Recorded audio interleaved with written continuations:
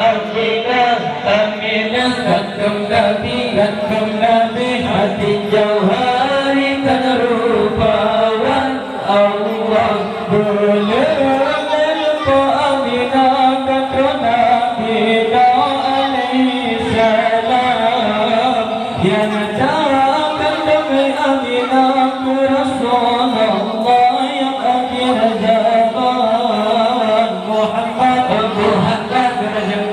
berjanjikan dan Nabi manusia kepadanya Muhammad berjanjikan dan Nabi manusia kepadanya masa Siti Aminah pemikul lagi Nabi Muhammad Siti Aminah melengkap kebayangan kamu dalam kandungan Aminah gantung Nabi hati jauhari terupawan Allah Aminah gantung Nabi hati jauhari terupawan Allah lima bulan mengendalan Nabi Ismail menjadi hamba berkata jangan Aminah ya Rasulullah nafsuku kata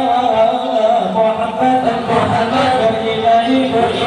ya Nabi manusia kemadanya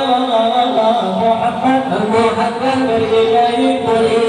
ya Nabi manusia kemadanya masa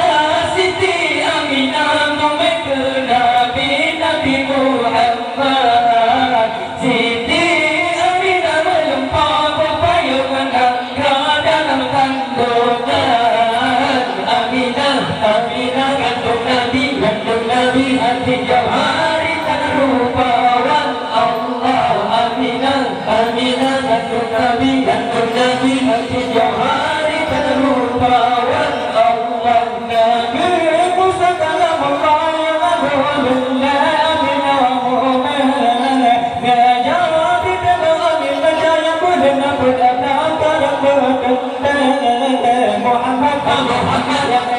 yang elokkan mana berdekat di dalam hatinya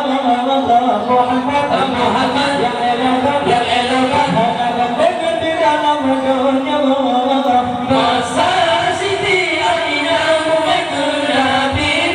Muhammad Siti Aminah lupa pepayungan angkau dalam kandungan Aminah gantung Nabi hati jauhari tak rupawan Allah Aminah gantung Nabi hati jauhari tak rupawan Allah Nabi dahulu salam menyambut amanah ila suara Aminah bersama dengan sepuan ada tiga Abul Isa anak Maryam Muhammad yang elokkan dengan dalam wajahnya